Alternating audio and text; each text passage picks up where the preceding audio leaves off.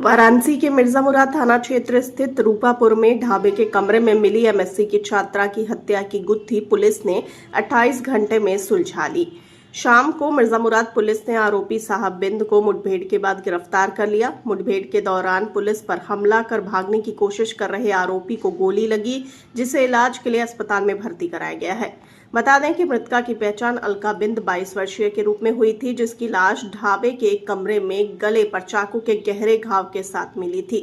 घटनास्थल से चाकू, मोबाइल कवर, चप्पल, hair clutcher, diary, laptop, bag और अन्य सामान बरामद किया गया। अलका के पिता चंद्रशेखर बिंद की तहरीर पर हत्या का मुकदमा दर्ज किया गया। CCTV footage, hotel register, call details और तकनीकी सर्विलांस के आधार पर आरोपी साहब बिंद निवासी बरैनी मिर्जापुर को इस हत्याकांड में नामजद किया गया। वह गुजरात के सूरत में परिधान फैक्ट्री में काम करता था। पुलिस ने उसे भदोही में उसकी बहन के घर से गिरफ्तार किया। पूछताछ में आरोपी ने स्वीकार किया कि वो अलका से वर्ष 2024 में शादी समारोह में मिला था और उनके बीच प्रेम संबंध बन गए थे। मृतका द्वारा बार बार पैसे मांगने से तंग आकर उसने हत्या की योजना बनाई।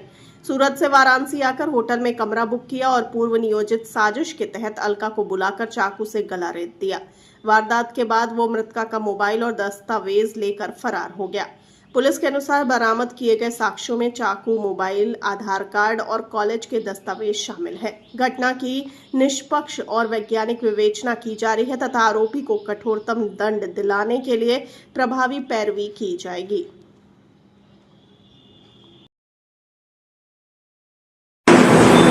कल दिनांक 2 तारीख को थाना मिर्जापुराद क्षेत्र में एक ढाबा है, होटल विधान बसेरा के नाम से।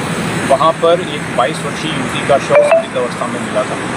इस संबंध में परिजनों की तहरीर पर अभियोग पंजीकृत करके विवेचनात्मक कार्रवाई कर दी गई। मौके पर लगे सीसीटीवी फुटेज, इलेक्ट्रॉनिक एविडेंसेस, इन सबके माध्यम से एक नंबर और एक अभियुक्त का नाम सामने आया था। फुटेज में दिख रहा था कि एक लड़का जो होटल में पहले आता है, उसके बाद वो युवती भी उसी होटल में आती है। इन सारे साक्ष्यों के आधार पर इस युवक को ट्रेस कराने, उसकी पहचान कराने के प्रयास किए गए।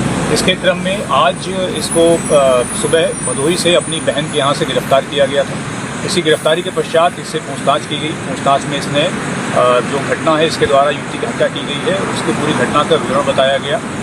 इसके बाद इसके द्वारा जो घटनास्थल निरीक्षण है उसको रिक्रिएट कराने के लिए एवं जो भागने के लिए जो रूट इस्तेमाल किया था, इन सबको दिखाने के लिए पुलिस टीम के द्वारा इसको मौके पर ले जाया गया था।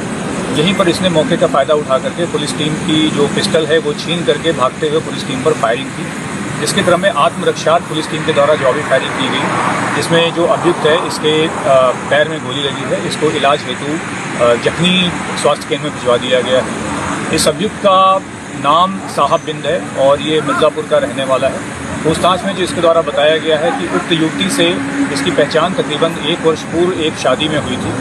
उसके बाद से इन दोनों में बातचीत होने लगी थी और इनमें प्रेम संबंध डेवलप हो गए थे, जिसके बाद इनके द्वारा इस होटल में मिलने की योजना बनाई गई थी। इस युवती के द्वारा इस पर शादी आदि का दबाव बनाया जा रहा था, शादी पैसे आदि मांगे जा रहे थे, ऐसा इस अभियुक्त के द्वारा बताया गया है, जिससे परेशान होकर के इसने ये निर्णय लिया कि ये इसकी हत्या कर देगा।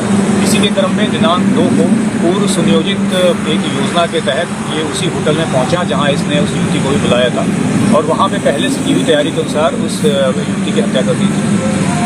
प्रकरण में अभियोग ऑलरेडी पंजीकृत है और अभियुक्त जो मुख्य अभियुक्त है वो गिरफ्तार हो चुका है, जैसा कि बताया गया।